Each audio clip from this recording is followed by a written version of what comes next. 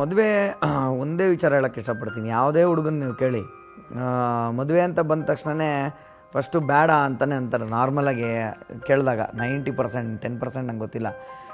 ಏನಕ್ಕೆ ಅಂದರೆ ಜವಾಬ್ದಾರಿಗಳು ಆ್ಯಡ್ ಆಗ್ತಾ ಹೋಗುತ್ತೆ.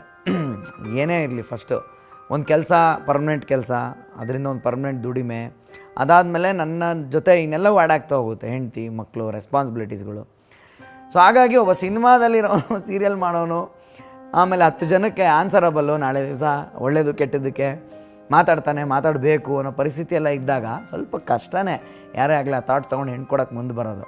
ಇದೆಲ್ಲ ನನಗೂ ಗೊತ್ತಿತ್ತು, ಓಕೆನಾ. ಸೊ ಹಂಗಾಗಿ ನನಗೆ ಮದುವೆ ಅನ್ನೋ ಬರೀ ನಾನು ಇರಲಿಲ್ಲ ಆ್ಯಕ್ಚುಲಿ ಹೇಳಬೇಕು ಅಂತಂದರೆ.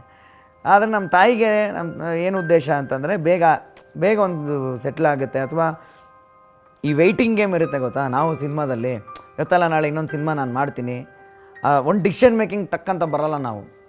ಈ ಟೈಮ್ ತೊಗೊಳ್ಳೋ ಪ್ರೋಸೆಸ್ಸೇ 3 ತಿಂಗಳು 6 ತಿಂಗಳು ಆಗೋಗ್ಬಿಡವು. ಅದಕ್ಕೆಲ್ಲ ಒಂದು ಕಡಿವಾಣ ಬರಬೇಕು ಅಂತಂದರೆ ಒಂದು ಸೀರಿಯಸ್ನೆಸ್ ಬರಬೇಕು.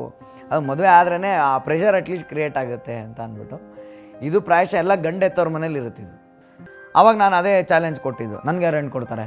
ಸಿನಿಮಾದವ್ನು, ನಾನು ಸೀರಿಯಲ್ನವನು. ಆಯ್ತು ಹುಡುಕಿ, ಯಾರು ಹೆಣ್ಣು ಕೊಡ್ತಾರೆ ನೋಡಿ ಹುಡುಕಿ ಅಂದ್ಬಿಟ್ಟು ನಾನು ಒಂದಷ್ಟು ಚಾಲೆಂಜ್ ಬಿಸಾಕಿದೆ. ಒಂದು 6 ತಿಂಗಳು ನಾನು ನೋಡೋಕ್ಕೆ ಇಷ್ಟ ಇಲ್ಲ ನಂಗೆ ಜಾತಕ. ನನಗೆ ಶೂಟಿಂಗ್ ಬ್ಯುಸಿ, ನಮಗಿಲ್ಲಿ ಎಪಿಸೋಡ್ಗಳು ಬಂದಿಲ್ಲ, ವಾರ TRP ಬಂದಿಲ್ಲ, ನಮ್ಮದೇ ರಗಳೆಗಳು, ರಾಮಾಯಣಗಳು ನಾವಿರ್ತೀವಿ, ಬೇಡ ಅಂದ್ಬಿಟ್ಟಿದ್ದೆ.